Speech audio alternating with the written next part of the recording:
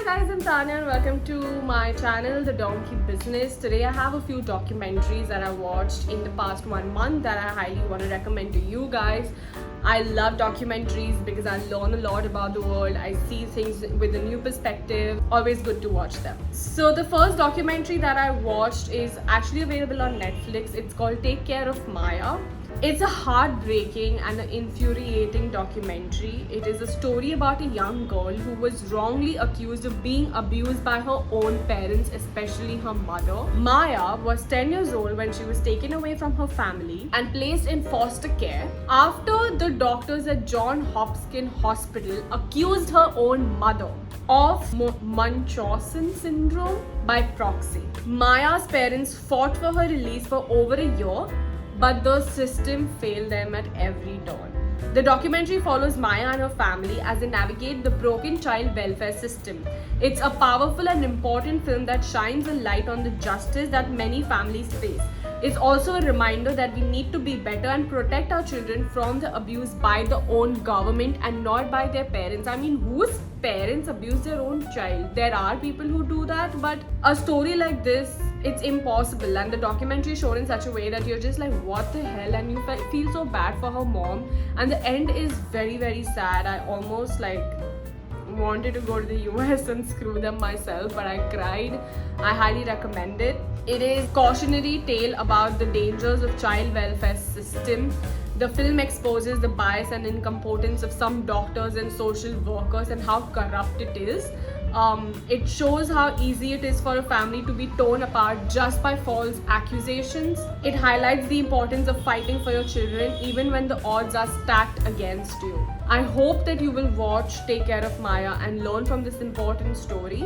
The second documentary that I watched was very interesting. It's a 2023 documentary film called The Jewel Thief and is a film about Gerald Blanchard, who was a Canadian criminal mastermind who is considered one of the most prolific jewel thieves in history. The film follows Blanchard as he recounts his life of crimes from his early days as a petty thief to his later years as a master planner of elaborate heists. The film is directed by Landon Van Soest and features interviews with Blanchard himself, as well as law enforcement officials and journalists who have investigated his crimes. It is fascinating and sometimes disturbing. I really enjoyed the documentary. It was interesting to see how he managed to do the things that he did. He really stole a lot of valuable things around the world, but the only thing that I did not like about the documentary was that he himself was in the documentary, which is fine and good, but he was talking very casually and it felt like the intensity of the documentary was not that much. I was kind of losing my interest again and again, and I feel that if the pace and the intensity of the documentary was good, then I would be hooked in it. Gerald was a brilliant criminal who planned his heists meticulously. He also was a master in disguise and was able to evade the police for many years. The film provides a rare glimpse into the mind of his criminal mastermind as well, which was also pretty interesting, and I hope that you will watch The Jewel Thief. It is available on Hulu and I recommend it. The next documentary that I watched is something that I loved watching. It gave me a lot of motivation and I felt like a new Tanya altogether. It's called the Max Verstappen Anatomy of a Champion, which is a 3-part documentary series that follows the life of the Dutch Formula 1 driver as he prepares for and competes in the 2022 season. The series goes behind the scenes to show Verstappen's training, his relationship with his team, family, and his girlfriend. There's a lot of Kelly in the movie, and his mental preparation for his racing at the highest level. But more than that, I think the movie is less about him and more about the relationship that he shares with his father, how his father trained him, the kind of relationship he has with his mom.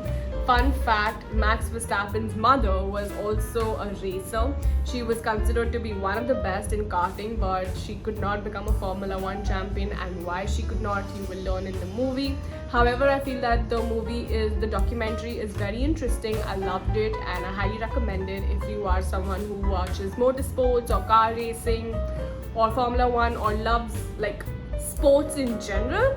You should definitely check out Max Verstappen, Anatomy of a Champion. It's a documentary I really loved. watch it. The next one that I watched is kind of depressing. It's really sad that the world we live in is a bit fucked up. It's the Ashley Madison Affair, which is also a 3-part documentary, I guess, which released in July, which is about the major data breach that occurred in July 2015.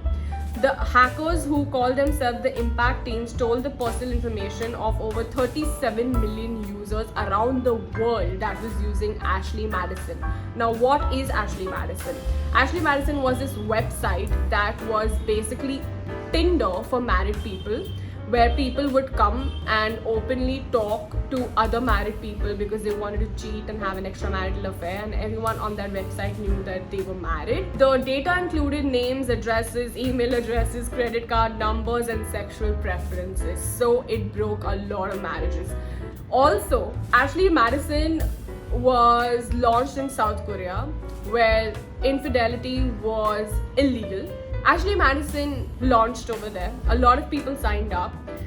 It got banned by the government. Ashley Madison sued the government to such a level that they had to change their law so that Ashley Madison can run their business in South Korea.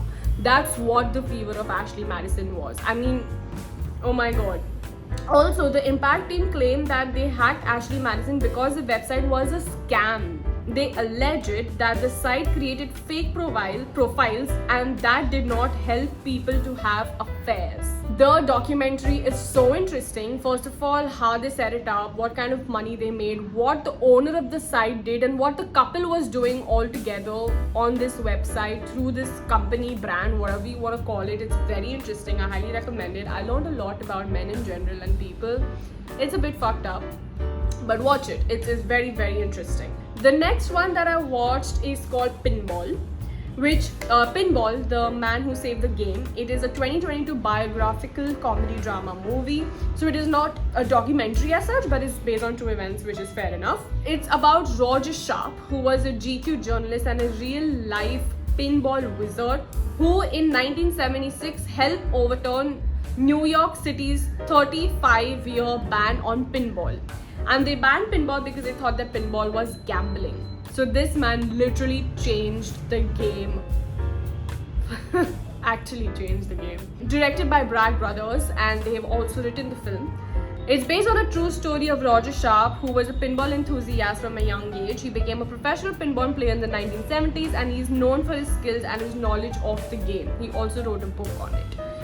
In 1976, pinball was outlawed in the New York City. The law was based on the belief that pinball was a game of chance and that it was therefore illegal gambling. Sharp challenged the law and he eventually won a landmark case that overturned the ban. So the movie is basically about that. I really liked it. The vibe of the film was nice. It had like a very vintage vibe, of course, because it is based in the 1970s, but it is a cool movie. I never knew that pinball was banned, so hey, fun fact.